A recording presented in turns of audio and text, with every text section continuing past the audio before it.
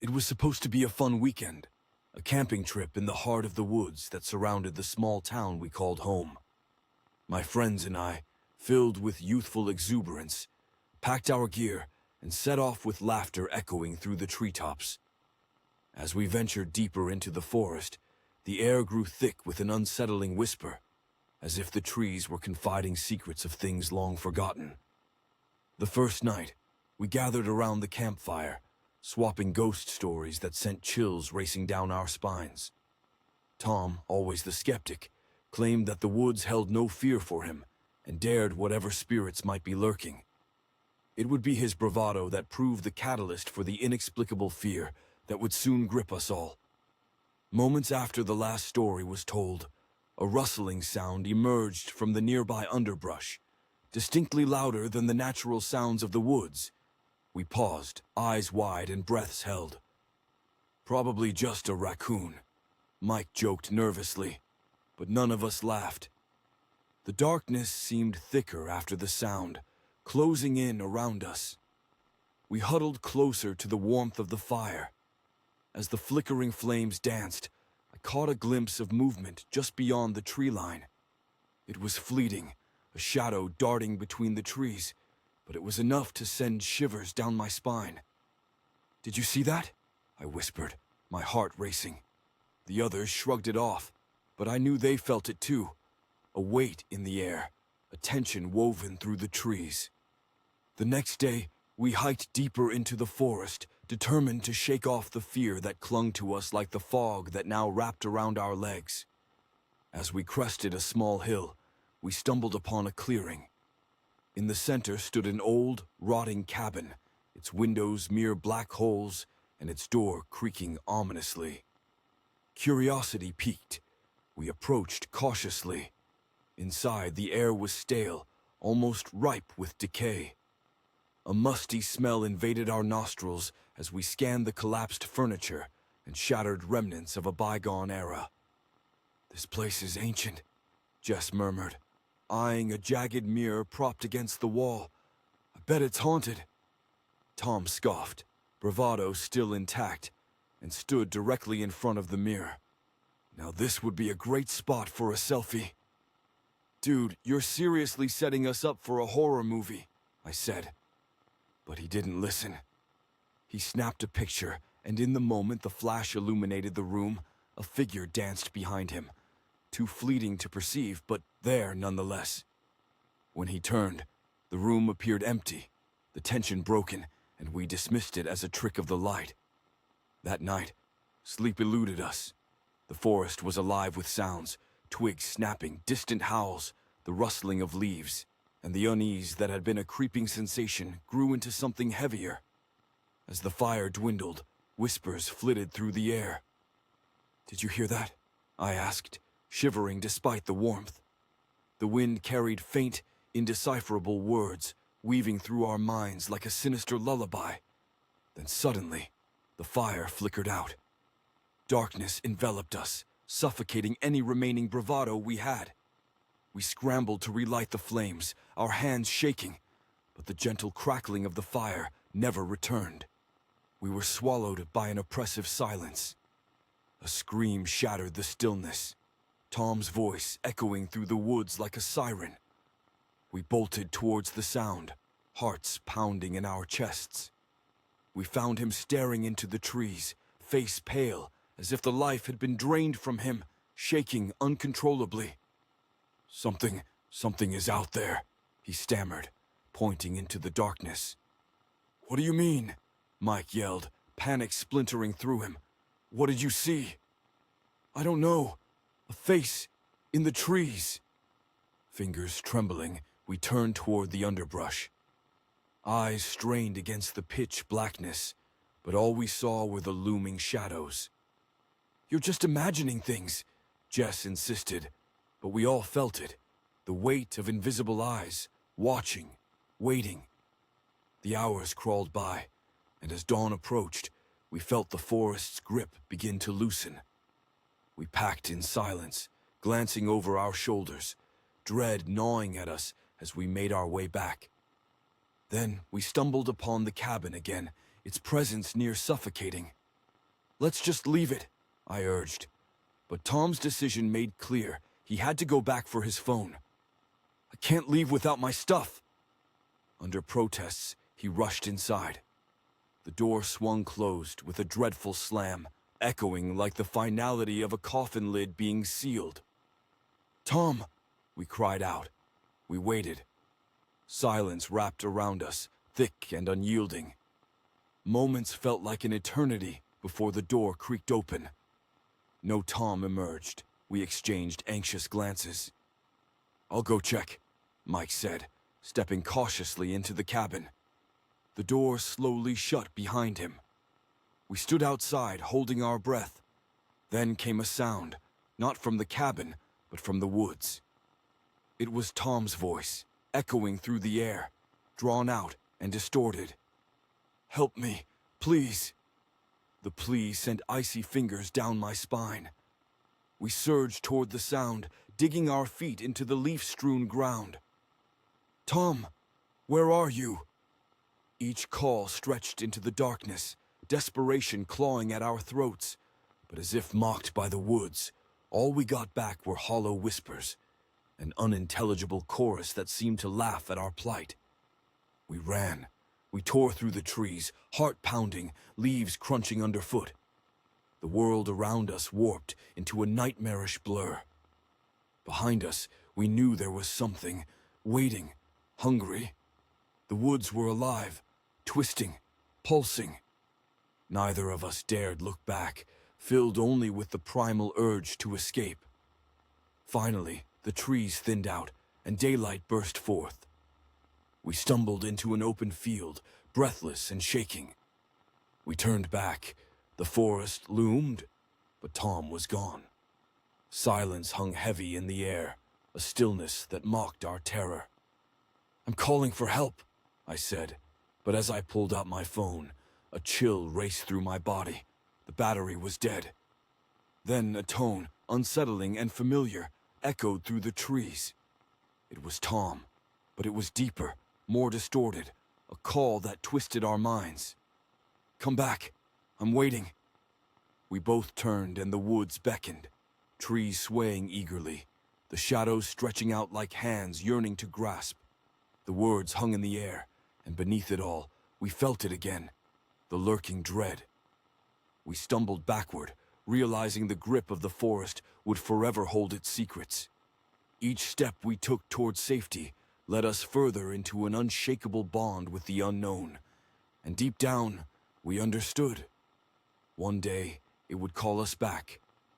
But the past has a way of clinging to you, like mist in a forgotten forest, rising again when you least expect it.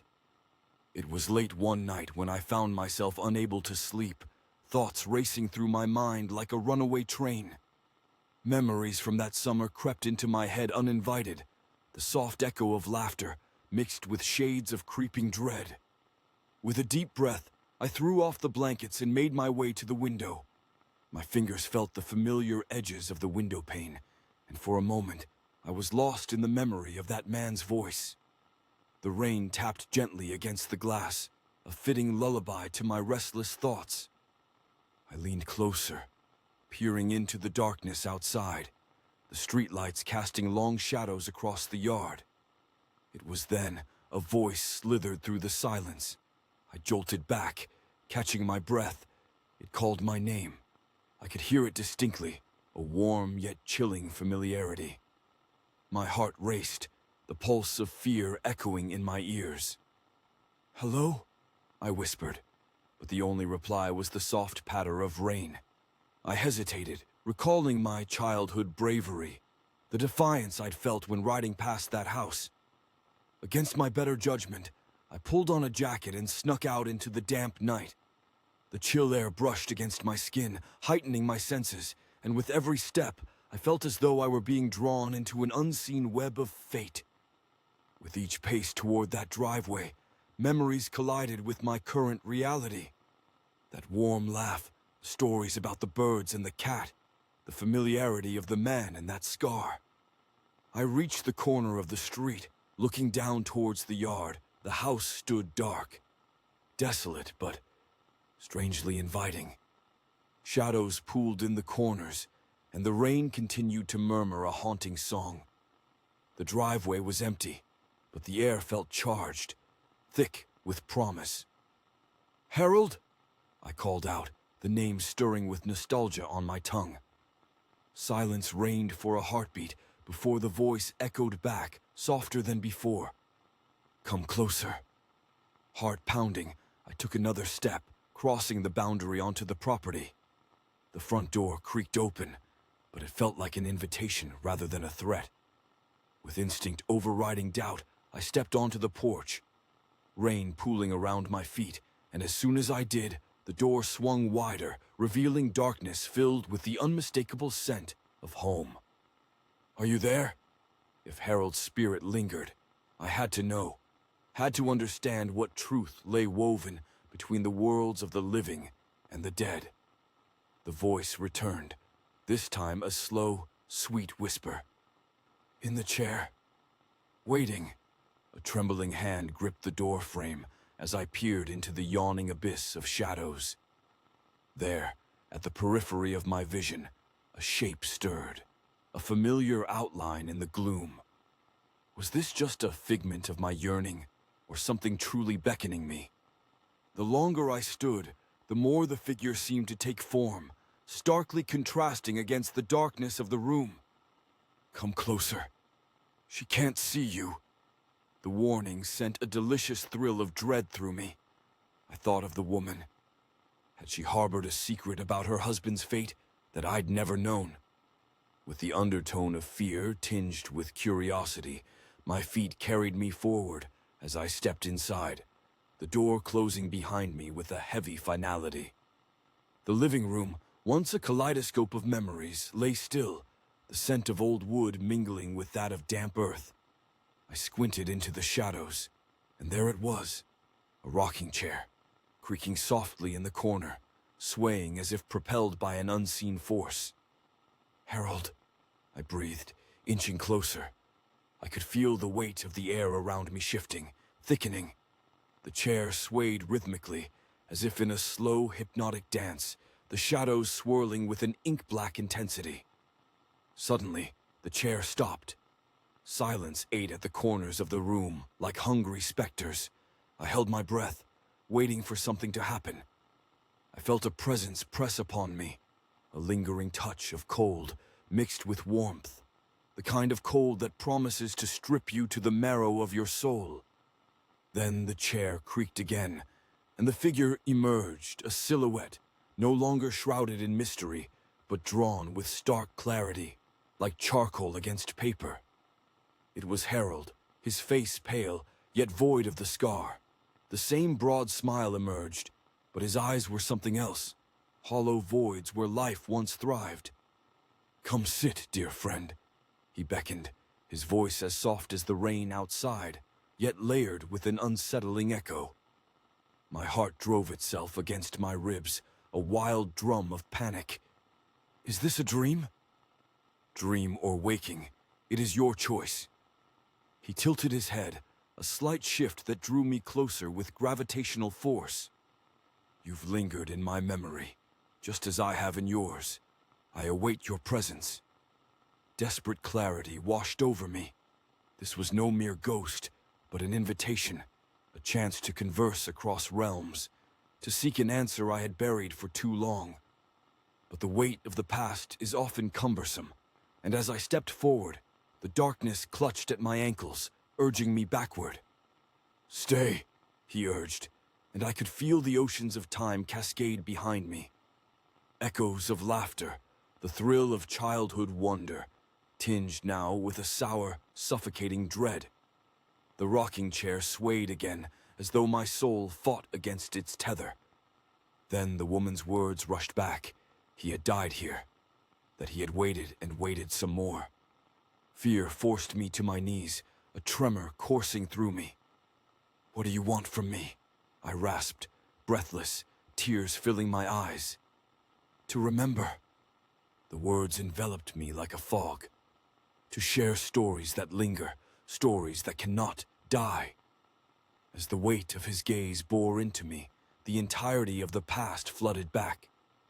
Our conversations stretched long into the night, echoes of laughter spilling over from our shared moments, the jokes, the childhood innocence, the weight of the world unfolding before an eager heart. Then I knew. I was not just visiting. I was tethered to those memories, bound by the threads of fear that had kept me from understanding my own heart. I felt a warmth flood into my chest, the cold of fear transformed into the warmth of remembrance. "I remember," I whispered, "always." The rocking stopped, and a sigh reverberated through the room like the softest breeze. Just as suddenly, the shadow pulled back, revealing the splendor of the past. Time unraveled into a tapestry of bright moments, a vivid flood of color that chased the darkness from the corners of the room. But then the warmth turned cold.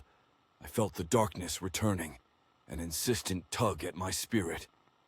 No! Spirit and flesh began to fight, a battle skirmished at the precipice of being lost forever. One final plea escaped my lips. "Let me go!" I shouted, and with that declaration, the shadows took hold, tugging at me, forcing my feet against the ground. "Remember," he echoed softly, the tendrils of darkness unfurling around him as he faded back into the shadows, the familiar voice dissipating into echoes of memories that began to wane once more. With a final gasp, I burst free from the house, stumbling onto the street drenched in rain, my heart still pounding in my ears. I turned back. The house stood still, silent, as if it had never known the sounds of life. And as I caught my breath, I understood. Those memories would haunt me, but the aim now wasn't to recoil in fear, but to embrace the past, sketch its story, and ensure it was kept alive. I walked away from the house, no longer a frightened child, but a guardian of vibrant tales tethered in dark places. Yet beneath it all, something lingered. A whisper, perhaps the thrill of those stories, calling me back to that place where shadows danced, waiting, waiting. And as the years would pass, and as I would sometimes lie awake at night, the whispers in the wind would remind me of Harold, the man with a warm laugh and nothing more than a scar, an invitation, forever lingering in the twilight between memory and the unknown.